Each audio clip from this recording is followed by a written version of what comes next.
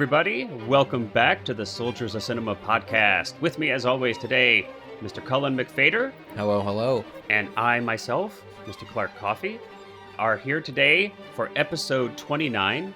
And I'm a little scared, but mostly I'm really excited about this episode, Cullen. And you know why? Because this episode, I feel like, is a big pivot point. And I hope that we don't upset people out there. I hope people will continue to take this journey with us. But with this episode, we're going to kind of open up the scope of what this podcast covers. In the past episodes, the previous 28, we have, for the most part, we stuck to script. It was like, this is a Soldiers of Cinema podcast. Of course, we got that title from Werner Herzog, an inspiration to both of us, and we went through all of his masterclass lessons, and then we started going through his filmography, and so it's been really narrowly focused to Herzog. But you and I, we've kind of talked about it. We're almost 30 episodes in, and we thought it would really be interesting if we could open up, expand our horizons, and take in some other cinema subjects.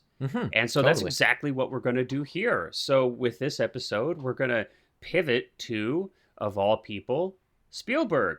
Yeah, which is arguably, it's such a funny comparison to go from Herzog to Spielberg, because they're such different filmmakers, both content-wise and right. I would say their personas, their public personas are so different, almost the polar opposites when it comes to I guess popular filmmakers. For sure. So it seems like a stretch, but I think that we're still who we are. Herzog is still so much a part of what informs our philosophies on film, and so I think the lens through which we approach all of this is going to be really similar, though. And I think we'll be surprised at the similarities. But we thought it would be a good idea to explore being able to stretch out just past that limited kind of narrow range of content. And that's not to say also, by the way, that we're not ever going to go back and revisit any more of Herzog's filmography. I don't think that's going to be the case at all. No.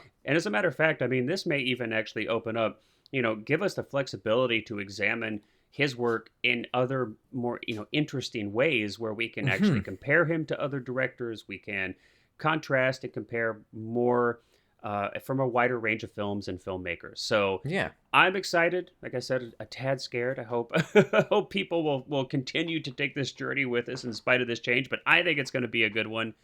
And at the end of the day, the Soldiers of Cinema podcast is. We're the soldiers here. We're driving the ship. There you go. But I think it'll be interesting. I think again, it doesn't. To me, it doesn't strip away the. I do. I am a captain. But you drive. No, but wait. But is it called driving a ship, or is it? I don't know. Steering, helmsman. I don't know. Anyway, but I think that the what's important is that it's still, because of how influenced we both are of Herzog. The analysis that we're going to do is the same. It's the same type of analysis. It's the same conversations that we would have about a Herzog movie. But, why limit ourselves? There you go. Absolutely. So without further ado then. So we are going to be discussing Steven Spielberg. And I'm pretty sure he doesn't need any introduction for any of you out there. A little-known filmmaker. A little-known filmmaker. I think, it's as Cullen and I discussed, in our last episode, he was the first person that I ever even knew who was a director. Even as a young child. I think before I even knew what the position was or what they did, it was like Spielberg was the embodiment of this is a person who makes a film when I was a kid.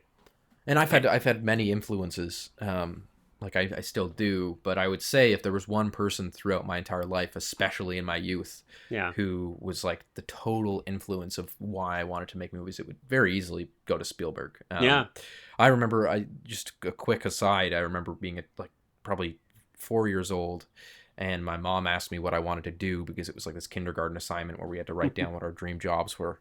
And I said, Steven Spielberg. And she said, okay, so you want to direct movies? And I said, no, I want to be Steven Spielberg. I don't want to be a director. I want to be him.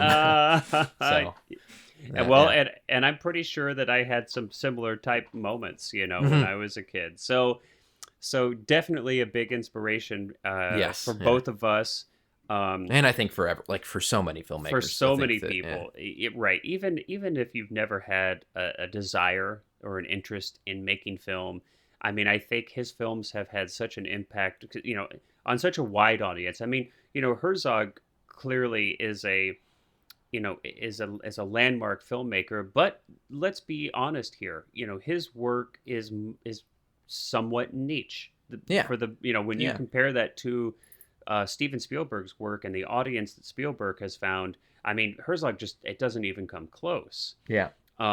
Spielberg basically, and we're going to talk about this. I mean, he, with Lucas, ushered in the era of blockbusters, and for better or worse, the extrapolation of that is kind of what we have here to some degree with Marvel movies and cinema today. Cinema today. So, and as we get into cinema today, if you're Scorsese, but but as we get into it too, I think it's really important to note as well that we're trying not to repeat any steps. Like, we don't want to just make the analysis of Spielberg something that everyone's heard before. And so with the two movies that we've chosen to watch, which is Duel and E.T., we're trying to take a look at those from a lens of, how did Hollywood change? What was the context of Hollywood at the time? Even just going in the analysis of those movies on their own. Like, we want to look at things like what are the themes that a lot of people, Duel isn't just a car chase movie. How do we examine these movies much in the way that we would have examined Herzog's? So for sure. Trying not to tread over, already had conversations. Well, let's not make promises that we can't keep, Cullen. I don't know. There's only 12 notes a man can play. But yeah, so you're right. So let's talk about the two films though that we're going to kind of use for the focus of this discussion. We've got Duel, which was released in 1971, and I guess it was aired in 1971 actually, because it was a made-for-TV movie. And you're the resident Spielberg scholar, so you can come in whenever we need all the trivia and kind of facts. But right, I mean, Spielberg was 25 when he made this film, so quite young. He had done quite a bit of television, and this is still for television, but this was the first feature-length project he'd ever shot. Is that correct? Yeah, he directed some shorter TV shows, episodes, or just came in for like certain pickups and things like that. But this was the first time he ever got to kind of helm a movie himself. Right. Shot in 12 days, which I think is kind of amazing. All on location. And not for Spielberg's speedy schedule, but rather because the movie had pretty much no money behind it. It was quite literally supposed to just be an ABC movie of the week. Yeah, exactly. And so I think it's kind of remarkable that it blew up to anything more than that, and really is kind of a testament to the skill and the craft of Spielberg himself. Yeah. But I also think that it was one thing that's always interested me a lot too, and that you were just talking about this before we were recording, was that the idea that the studio was really kind of gunning down on him to make this probably not something that wouldn't have been nearly as special as it would have been had the decisions Spielberg wanted to make not come to fruition. And one of those being that they wanted the entire movie to be pretty much shot like on a soundstage with just real projection and very much a more formal like kind of style of directing a movie like this, very much more low budget, a lot more what you'd safer. find, more what you'd find in older films or TV, TV, absolutely. Because they were terrified, frankly, that with this budget and this few days, that how could he possibly get all this shot? Yeah, this 25-year-old kid. Yeah, it's just tough. It's because everything takes place.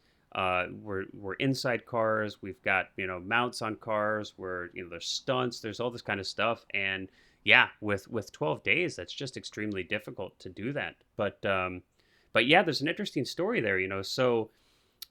Spielberg tells the story, and and this always kind of blows me away. I mean, the confidence that some people have at such a young age. I'm like, God, I wish I had that. But Spielberg, when the studio said, "Hey, you're going to have to shoot all the inside car stuff process, so that we can get this done in time," he said, that's going to ruin the film. It's going to completely take people out of the reality here. So he said, let me do it. I know I can get it done. And the studio said, okay, well, look, here's what we'll do. You spend the first half day out there shooting plates so that you've got them. And then we'll give you like 3 days. And if you're on track, if it looks like you're going to make it, then we'll let you keep shooting on location. But if it's not, we're going to pull you back in, and we've got those plates, and we're going to use them for these process shots. But obviously, he was able to pull it off. But amazing, yeah, amazing.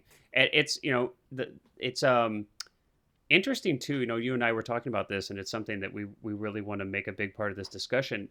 The landscape, of film. Yeah. When this film was released, because these two films were released 11 years apart, Duel and E.T., but boy, they couldn't have been released in a more radically different film environment. And, a lot of this change was actually brought about by Spielberg himself, especially if you take Spielberg and Lucas as a team. Spielberg actually changed, the industry, not single-handedly, of course, but he was a big part of that. And so when Duel was released in 1971, we have what I think is one of the greatest eras of cinema, which is, some people call it New Hollywood or American New Wave or Hollywood Renaissance. Yeah. But this is, my favorite era of film, all told.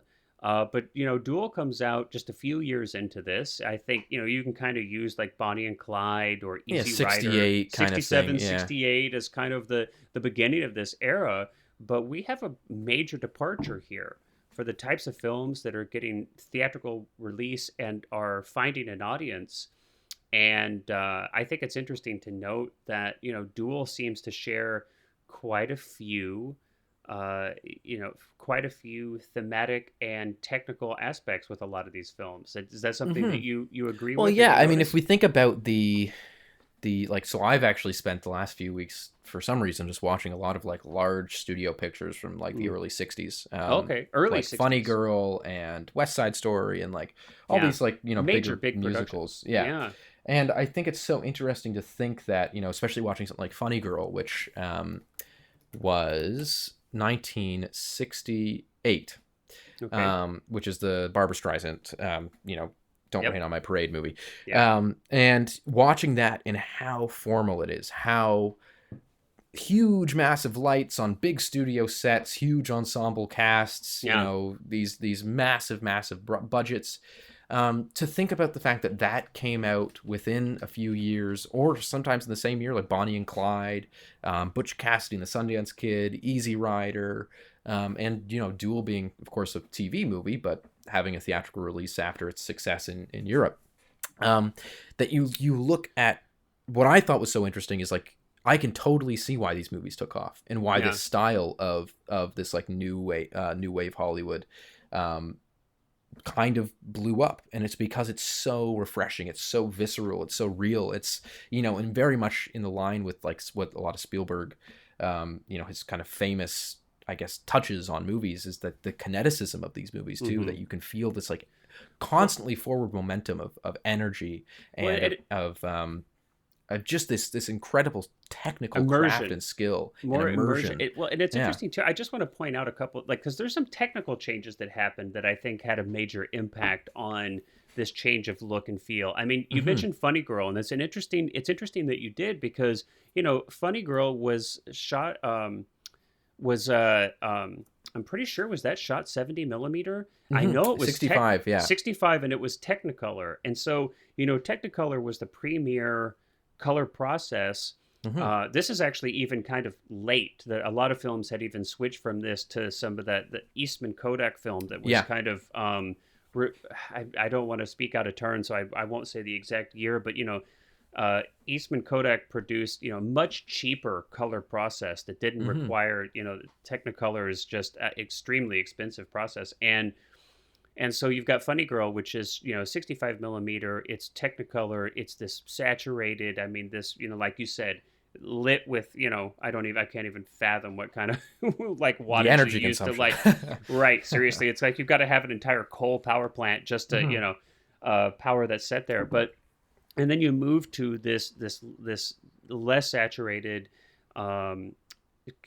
cheaper Eastman Kodak film. Where You films moved, were lit naturally. lit more Even you think about the naturally. diner scene in It's this, where it's like faster the light that's film. coming in the window is what's lighting Dennis Weaver. Yep. Conrad L. Hall, who's my personal favorite cinematographer, but he was like really one of the first American pioneers in terms of cinematography, of someone to go, I'm going to light this scene with one shot, with one light. Mm-hmm. Like, I'm literally just going to point a light at the actor. I'm going to bounce it around with some mirrors. I'm going to get some cool stuff that way. But You're like moving this, away from like high key lighting, yeah, right? Which was so much a part of this older golden era of Hollywood, right? Mm-hmm. Where everything is bright and beautiful, and part and you saw that move into TV much more. Like, that became the look of like well, it sitcoms still is and television. to Exactly. great extent. That any kind of comedy or multi-camera show is almost always lit with that kind of high key kind of flatter light. But yeah, I mean, that's just, so there's technical things that are happening. There's budgetary things that are happening, right? Studios are saying, it's, if you don't have much money, you're going to go shoot at this cheaper film. You don't need, 5 Technicolor technicians there to, make sure that your color is going to come out right. And studios are running out of money too. Like Hello Dolly, which I think came out a year after Funny Girl, was the next Barbra Streisand big musical, was a flop. It was a huge flop. And because I think, again, studios were just kind of like, what the hell do we do? Well, and you've got baby boomers, right? So you've got, and look at all the things that are happening culturally too. At least, I'll speak to here in this country. Mm-hmm. But I mean, you've got the Vietnam War, you've got, political, you've got cynicism, you've got hippie movement, you've got civil rights movement, you've got, there's a lot of unrest, civil unrest and strife and struggle. There's a lot of things happening. I think, that like compression of the 50s is is now boiling over, and I think the art of that of New Hollywood is showing that, and I think these films are finding audiences. The baby boomer generation was gigantic, and so there's this huge audience for these films, and the faith put into young directors like Coppola, Spielberg, Lucas, Scorsese, I think, and so one common sort of thing that is that this Duel is not actually Spielberg's first feature-length directing thing. He actually directed an episode of The Name of the Game, which was, each episode was about 90 minutes. Oh, so that was okay. But that was strictly a TV episode. Right.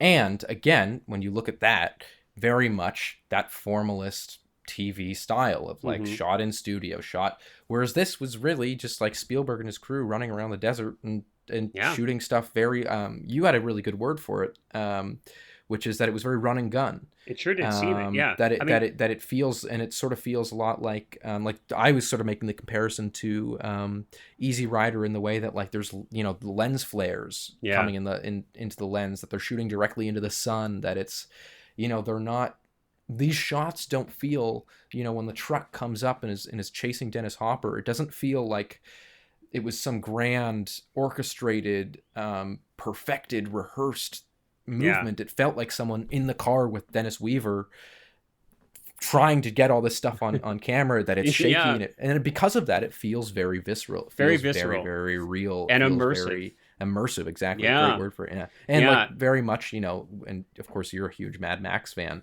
That it starts to kind of bleed into that territory. Too. It really it's very kinetic. Because I even being a huge Mad Max fan now, I have to admit to everyone out there, so I had actually not seen Duel before preparation for this podcast. I hadn't seen it. I thought I had, but I had actually seen Sugarland Express. So I get 2 minutes into this film and I'm like, wait a minute, I've never seen this. So I was quite surprised at how much of this film made me think of Mad Max and The Road Warrior. I was really surprised. But it had that so much of that visceral, dirty, kinetic, visceral feel to it. I was really impressed. I was quite surprised that this was a made-for-TV film, frankly. Yeah, and it's what I think is also something that sort of comes up a lot in conversations about it, but I kind of want to emphasize is the like efficiency of the storytelling too. Yeah. That there's not time spent on getting to really know There's no Dennis Weaver's motivations or Yeah. his like that. It really is like you plop in, you know what you need to know about him. No There's exposition. no Very exposition, little. and from the villain of like you never even see the truck driver's face, except for a few glimpses, just probably accidentally when he's like driving, you can see them. But I think it's interesting that, you know, because I love the opening of this movie so much, where it's you just a first person perspective of the car, and like you can hear the radio. That I stole it for a short film I did 2 years ago, of just because I think that it's such a great world building thing of like it was like what a fantastically efficient way to get the themes of the movie in place by just having, you know, the opening credits roll over this guy going from his suburban, you know, home as like a businessman to driving through these, you know, you get the idea of the isolation that he's in. Yeah. That these roads are run Leaving down, that they're city. windy, they're not safe necessarily to drive at high speeds on. Yeah. But you're also getting this overrun kind of like overview of what this character does, and he's flipping back and forth between these radio stations, and you're getting these quite comedic kind of little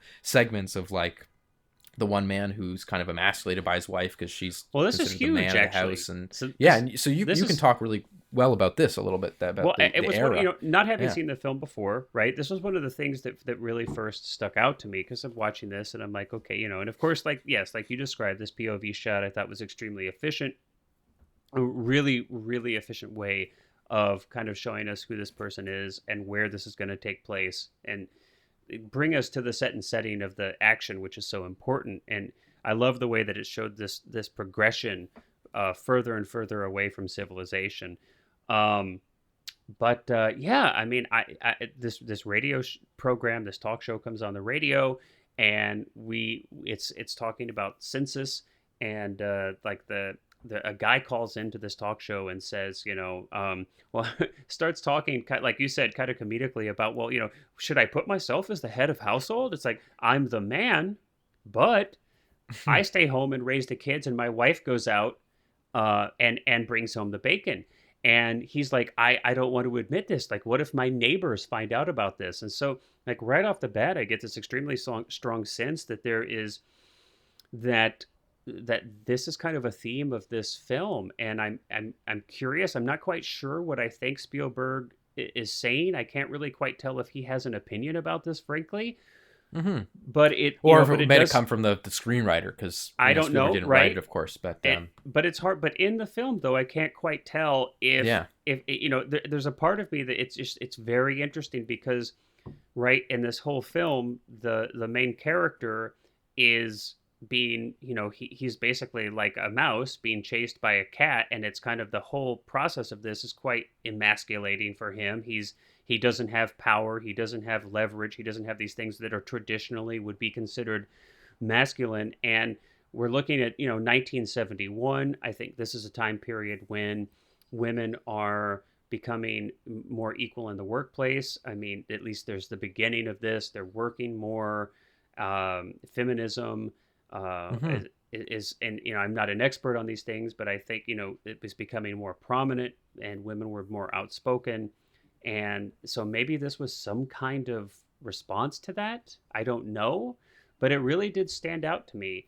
It kind of reads pretty ridiculous today, in my opinion, almost to the point of kind of, I don't know. It feels parody. It feels really, it feels really, you know, out of place, and it feels pretty cheesy. But I think that it might speak to that era. And again, it was hard for me to tell what Spielberg's stance on that was. Did he agree? Did he felt like if a woman is working and a man isn't, is that what masculinity is? I mean, I think viewpoints, hopefully, at least for most of us, have changed.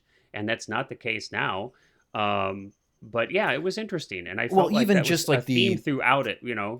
Yeah, and that you know, our main character is driving this like bright red, you know, smaller Plymouth car, and he's being chased by this, you know, huge giant blue, truck. you know, very blue collar, huge giant truck that's this brown, dirty, rusty thing. And it's sort of, you know, even sort of getting away from Spielberg for a moment, perhaps and I haven't read up on this, but perhaps the intention with the the screenplay was this idea that it's like the old workman-like era is kind of being ushered out by this more business, which is considered softer, cleaner, it's considered softer, exactly, less masculine, less manly, less macho. And Dennis Weaver's by no means portrayed as some brave hero in this movie either. He's honestly kind of it's again it's comedic, sort of how almost cowardly he is in moments. Almost, but it doesn't. And his car doesn't go as fast, and It doesn't seem to me that it's supposed. It doesn't seem to me though that it's supposed to be a parody.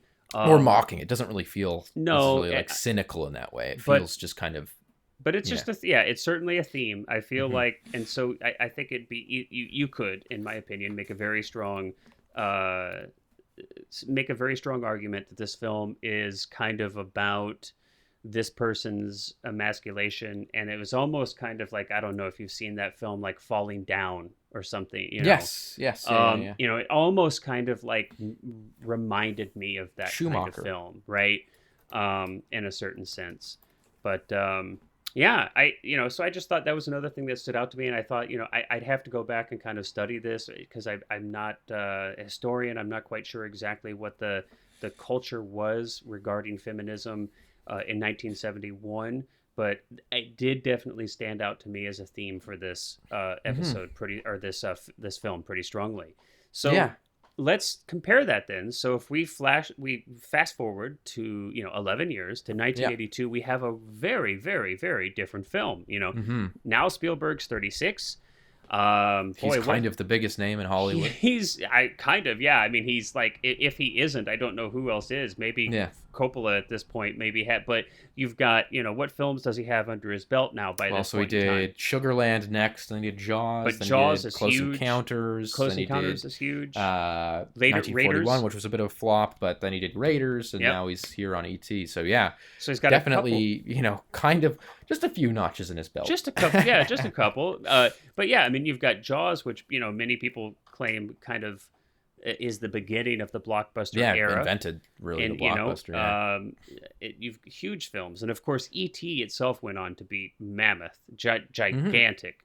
One of my favorite movies as a kid. Still, I think it's a very emotional movie. I think one thing that's interesting too, though, is that you look at just even the style that he uses for E.T. versus this, and I find it really interesting different. That he goes back to almost this formalism, that the shots in E.T. become very composed, the movements of the camera become very rehearsed, very accurate and articulate, much less of the handheld shakiness, zooms, and things like that we see in Duel. But we stick with high contrast light. We stick with a lot of those Spielbergisms and that new Hollywood sort of stuff that stuck around, which is exactly, no more huge studio lights. A lot of Alan practicals. Davia, who did the cinematography for E.T., just loved to like blast haze in the rooms. And oh my gosh, it's so thick. It's so funny. I got it just real quick.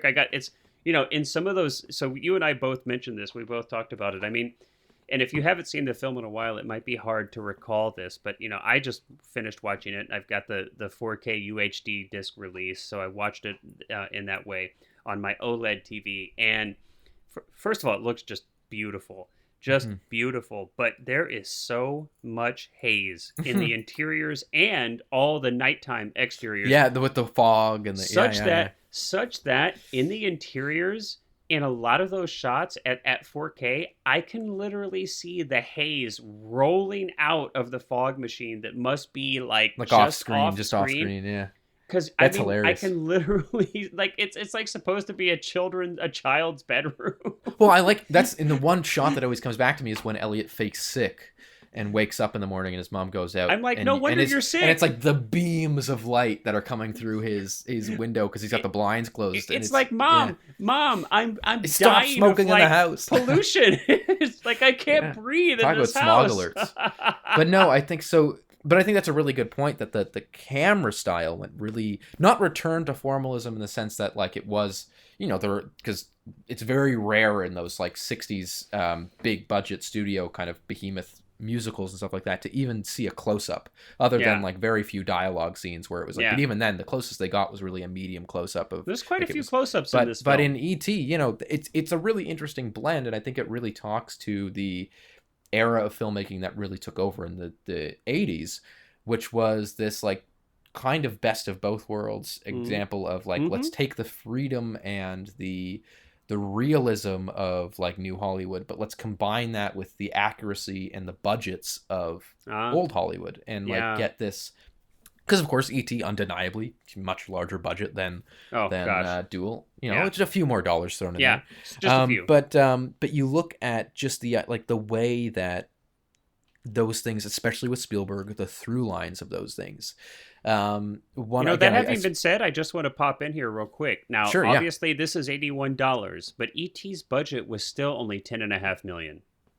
Which is, I guess, I mean, I think of how much money goes to like CG these days, and it's mind-boggling. I just want to pause on that for just a second. I'm so sorry, I didn't mean to interrupt you. But No. I mean, so just think about that for a second, though. Now, obviously, that's considered small budget now. This is $1981, and so obviously we've had inflation, but and I don't want to like speak out of turn here, but I'm going to guess that 10 million in 81. That's 40 years ago, right? Would be 26 million today. So there you go. Now, that is not even remotely large budget. Large budget. For comparison, I'm going to look up Pete's Dragon, which was a David Lowery kids movie. Yeah. And I'm going to look up Pete's Dragon budget. Came out in 2016. $65 million for Pete's Dragon, which was like very similar kind of content, which is, Is it live action?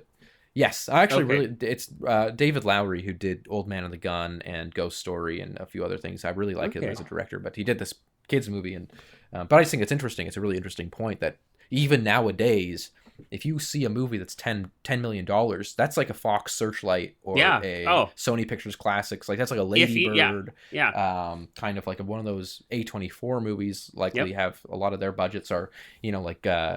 If I go to Uncut Gems, let's see what not to hark on budget, that was Uncut Gems had a $19 million budget. That's only really $5 million adjusted for inflation, less than E.T. Yeah.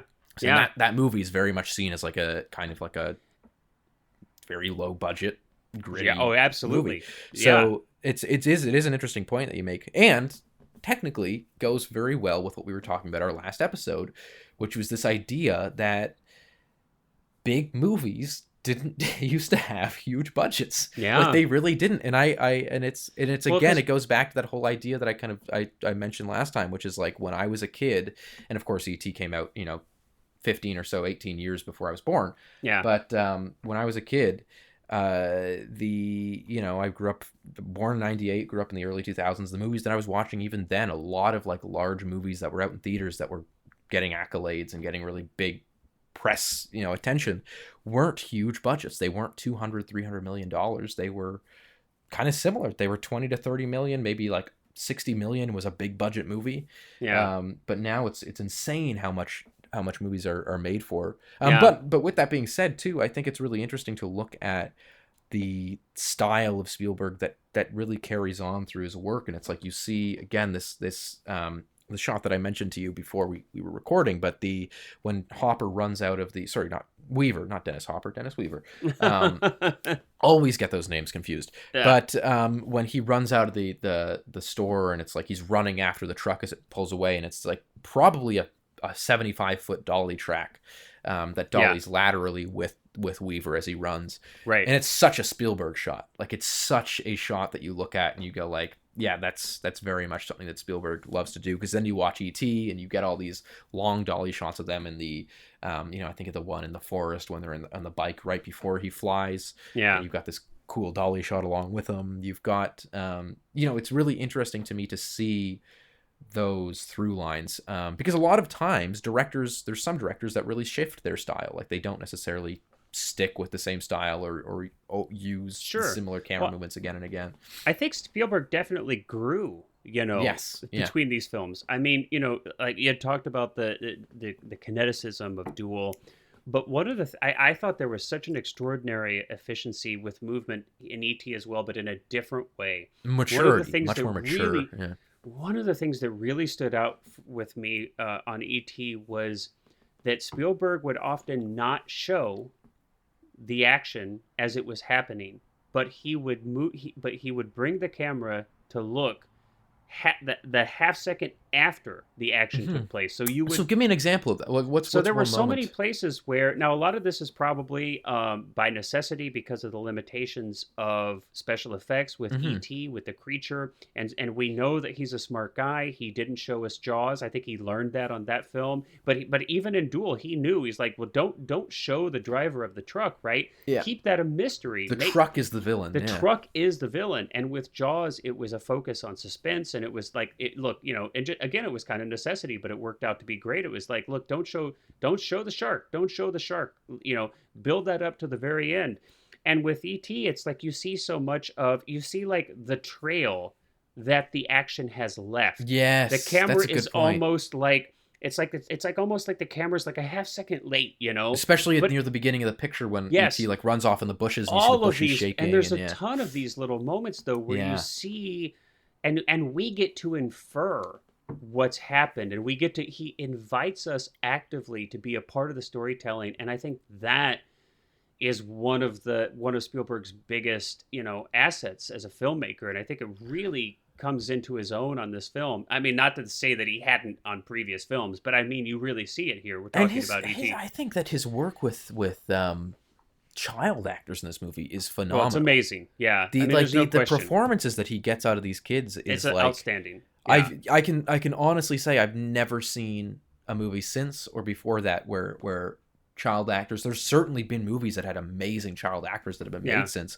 but the naturalness of the conversations of what's funny too is that I don't know how old your siblings are or your brother, Yeah. but 30 or 30, 34. so you're the older sibling. Yeah. I was the younger like I related so much to Elliot in this movie because I'm 4 years younger than my brother, which doesn't seem like much but is a really big thing when you're growing up. Sure. And on the street that we lived, the street that I grew up on, all of the kids were my brother's age.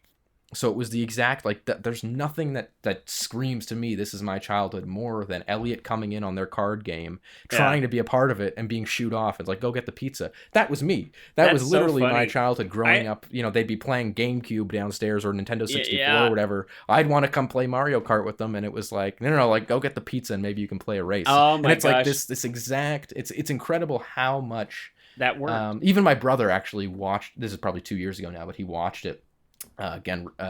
Just casually and texted me after, and he was like, "You're literally the kid from ET." So It's just really funny to me. I do find this to be really extraordinary. So I was, the movie came out in '82.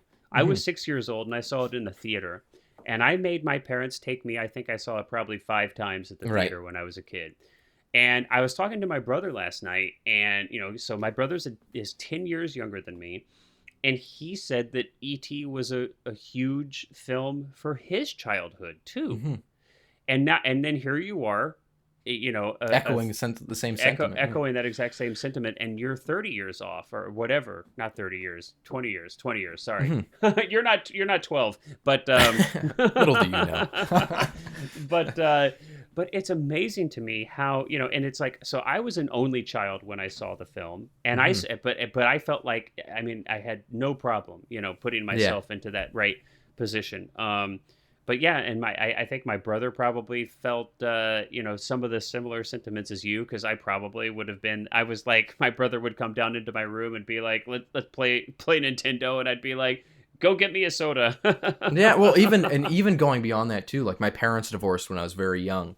So growing up in this like that was like that's what I find so remarkable about the realism in which it portrays these family dynamics, and I think that's what's missing from so many. I kind of in my circle of friends refer to it as like it ushered in the Amblin era of family movies, which were these like realistic kind of family dramas that were masquerading as these family pictures. So like Mrs. Doubtfire, another one that nobody has ever seen this movie except for me, but one of my favorite movies as a kid, Magic in the Water. Yeah, never basically heard an of ET ripoff, but like it's set in like British Columbia. I thought ET ripoff was Mac and Me. That too. I never actually saw Mac and Me though. Never saw Mac and Me.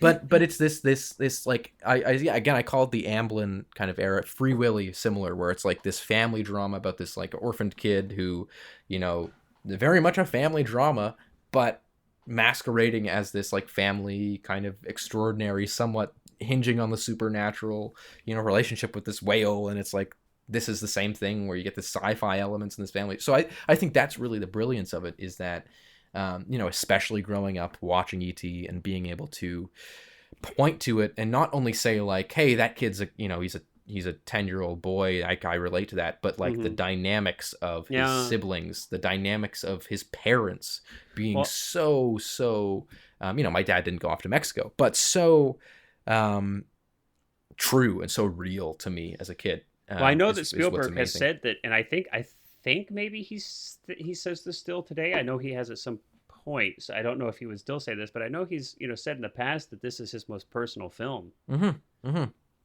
And he describes it as a response to Close Encounters too, because he says that the ending of Close Encounters, where the main character, whatever his name is, walks off with the Richard Dreyfuss is the actor, of course, but Mr. Holland's opus, walks off with the aliens, like leaves his family, basically abandons his family and goes off. Right. And he said that Spielberg has always said that ending really bothered him.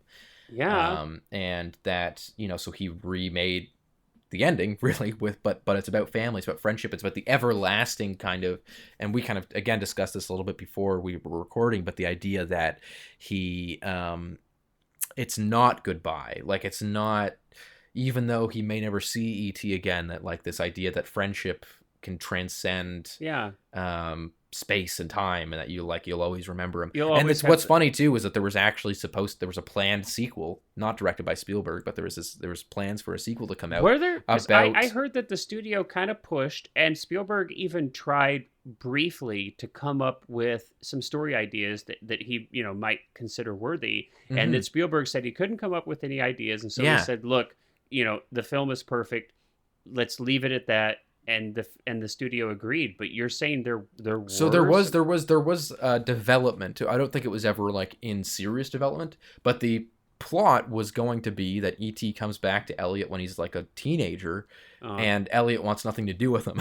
It's just that would suck. I'm just like so glad my alien friend comes back. I'm too cool for you, E.T. I know, right? Like... You just like traversed, like the galaxy. And I'm not going to be. Yeah, I'm so glad. Which seems very much like something that would have come out in the late '80s, early '90s. It does, but I'm so glad they didn't do that. And I just there's this, like, even I saw one of my favorite experiences I've had watching a movie was I saw E.T. in 2016, I think, with a live orchestra.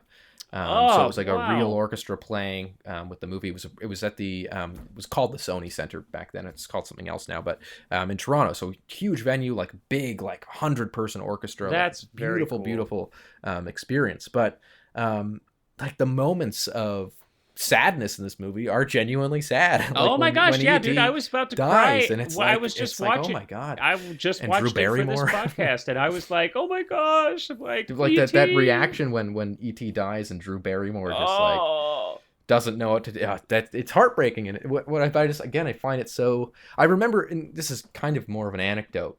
But I think what's so interesting with this movie too is that everyone has kind of personal stories related to it. Yeah.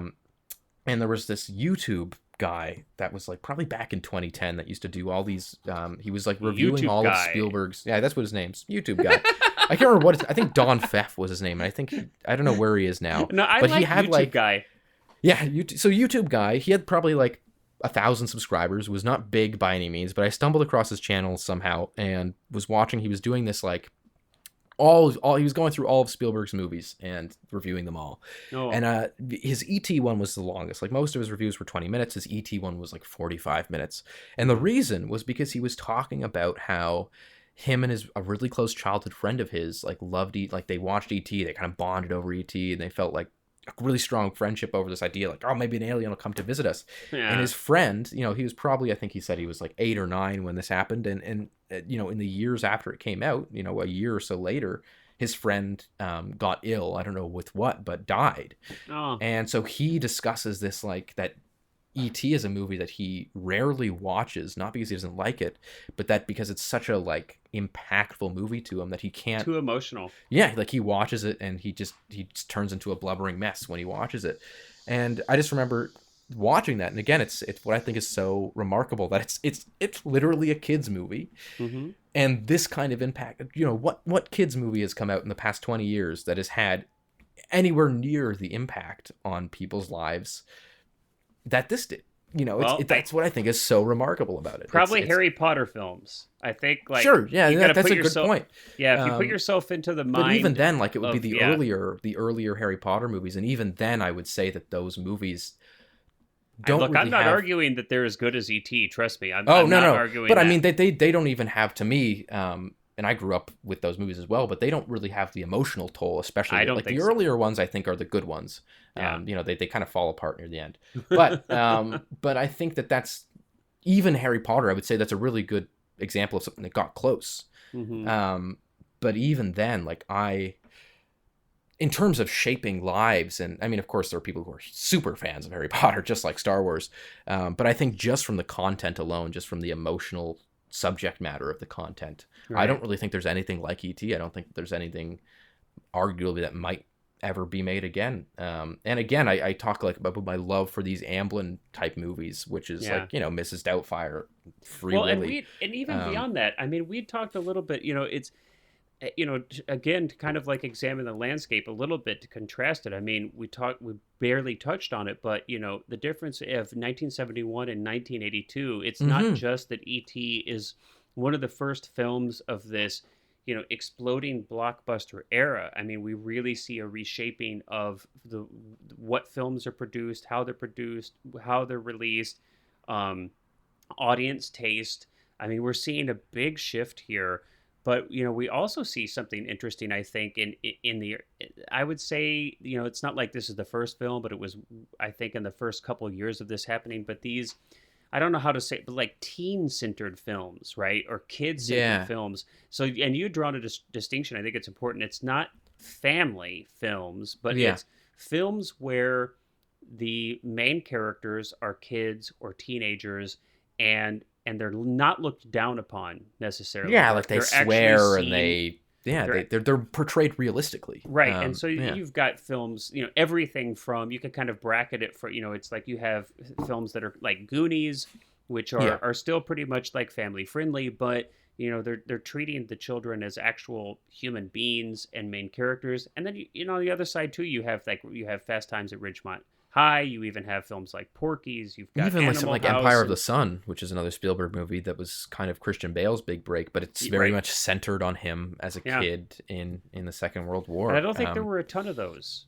before. I don't think there were a lot of films that were centered around, you know, children or teenagers or adolescents being main characters. And so I think this kind of was a big part of that shift. And you know what I think is actually interesting about you having mentioned Harry Potter? Mm-hmm. I think the most, even though Christopher Columbus, who like did Home Alone, which is, you know, arguably sort of a similar stature of that type of thing, the kid in Home Alone. Right. Hughes wrote it and Columbus directed it. Is that right? For the first one? Okay. And so, but you look at, and I think they both returned actually for the second. Columbus definitely did. And I think John Hughes wrote the second as well. But I know that was right near the end of his career. Yes. Right? Yeah. I think it's interesting that you mentioned Harry Potter because so Christopher Columbus directed the first two, and then Cuarón directed the third. Of Prisoner of Azkaban, which I think is the best Harry Potter movie, but that is because it is done in that style. And I think where you lose it with the fourth and onwards of Harry Potter is that you get into this kind of modern era of like young adult novels where it's like, oh, we're seriously cool. We're like action movies. What was the vampire one? The Mortal Instruments. Oh, Twinkle? Twilight. God. Yeah. So I mean, these are all films. And so that's what I found the later Harry Potter movies kind of got into. But the third one especially really stuck with this kind of amplification. Like I say Amblin because of course that's Spielberg's company. Yeah. But and his first film. This real and his first exactly. And you get this realistic approach of of childhood. And I think it's really funny again that you did mention Harry Potter, because again that those first three really do follow that formula. Wow, I couldn't speak to it. I've seen the Harry Potter films, but I have not seen them in so long. And I have to be honest, they did not make a substantial impact on me. Yeah, no, me again. I grew up in the ripe era to love those movies, and I never really was super interested in them. But three was the one that really, like, three is actually very very good.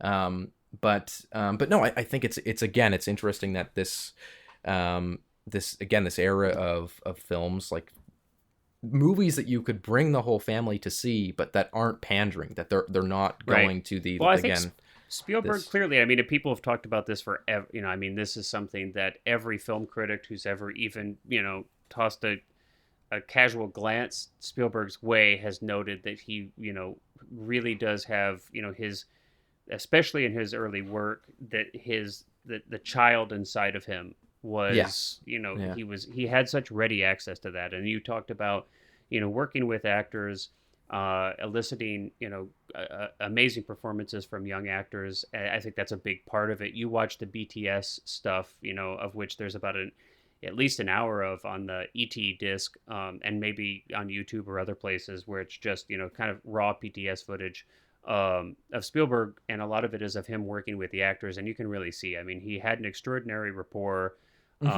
Really had an amazing intuition about how to work with these kids. But even with, the content, with the writing, with I mean, he really did know how to tap into, like, the heart of children.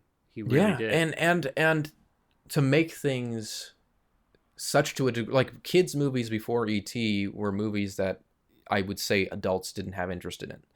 That like, as a parent, you wouldn't really pay attention. Or it was kind of a slog to bring your kid to go see it, because it was like, right, I'm gonna have to sit through this, this cartoon or this silly, like, movie about some, dancing orphans or something. Yeah. Not that I don't like Oliver Twist, but then, well, I thought when you said dancing orphans, I thought you were talking about Annie. Oh, Annie too. Yeah, there you go.